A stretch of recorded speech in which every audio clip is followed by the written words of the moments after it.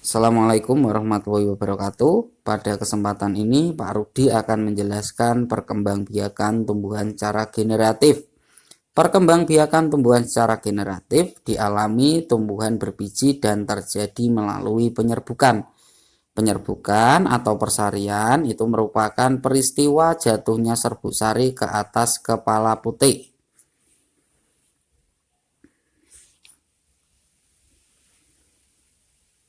Jenis-jenis penyerbukan berdasarkan asal serbuk sari.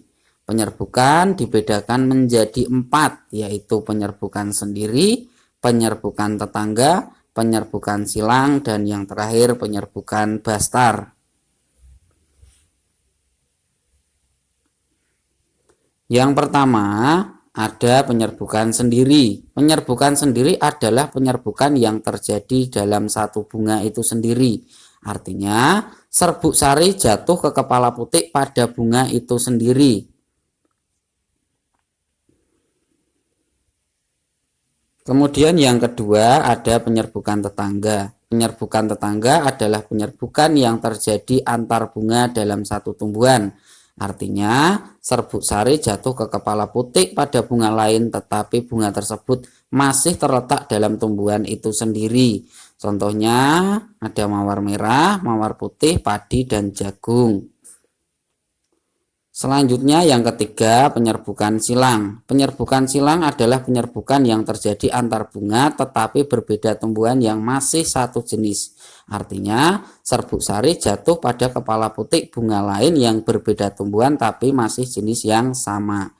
Contoh pada tumbuhan melinjo, kamboja, dan pinus. Kemudian yang keempat penyerbukan bastar. Penyerbukan bastar adalah penyerbukan yang terjadi antar bunga yang berbeda varietasnya. Artinya serbuk sari jatuh pada kepala putik bunga lain yang sejenis tetapi berbeda varietasnya. Contoh yaitu mawar merah dengan mawar putih, lele kuning dengan lele merah muda, jambu isi putih dengan jambu isi merah. Selanjutnya anak-anak, penyerbukan berdasarkan perantara. Penyerbukan ini terjadi karena ada partisipasi yang membantu proses penyerbukan, baik itu angin, hewan, udara, dan juga manusia. Berikut Pak Rudi sampaikan uraiannya. Yang pertama, penyerbukan dengan bantuan angin atau anemogami. Jenis penyerbukan ini bisa terjadi pada tumbuhan karena bantuan angin yang berhembus. Proses penyerbukan ini terjadi saat angin meniup serbuk sari sehingga terlepas dari tangkainya. Nah, penyerbukan dengan bantuan angin umumnya terjadi pada bunga dengan mahkota kecil dan warnanya tidak mencolok. Selain itu, bunga pada penyerbukan ini biasanya tidak mempunyai kelenjar madu atau nektar. Serbuk sarinya ringan, kepala putiknya besar, mempunyai tangkai sari yang panjang dan jumlah serbuk sarinya banyak. Contoh adalah tumbuhan kelapa, rumput, jagung, padi, kelapa sawit, dan masih banyak lagi. Kemudian yang kedua, penyerbukan dengan bantuan hewan atau zodiogami. Penyerbukan ini biasanya terjadi pada bunga tumbuhan karena bantuan hewan seperti kupu-kupu, lebah, kelelawar, siput, burung, atau serangga lainnya. Penyerbukan dengan bantuan hewan umumnya terjadi pada tumbuhan dengan bunga yang menarik. Ciri-cirinya bunga memiliki mahkota berukuran besar serta warna mahkotanya yang mencolok dan berwarna-warni. Selain itu, biasanya bunganya memiliki bau harum dan memiliki kelenjar madu atau nektar.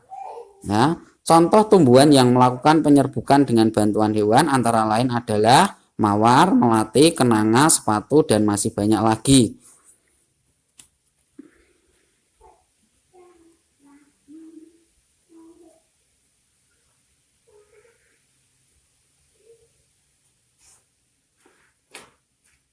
Selanjutnya, penyerbukan dengan bantuan air atau hidrogami. Penyerbukan ini bisa terjadi pada bunga tumbuhan karena air yang membuat serbuk sari jatuh ke kepala putik. Penyerbukan dapat terjadi karena bunga tumbuhan terendam di dalam air, bisa juga terjadi karena terkena air hujan atau tumpahan air lainnya.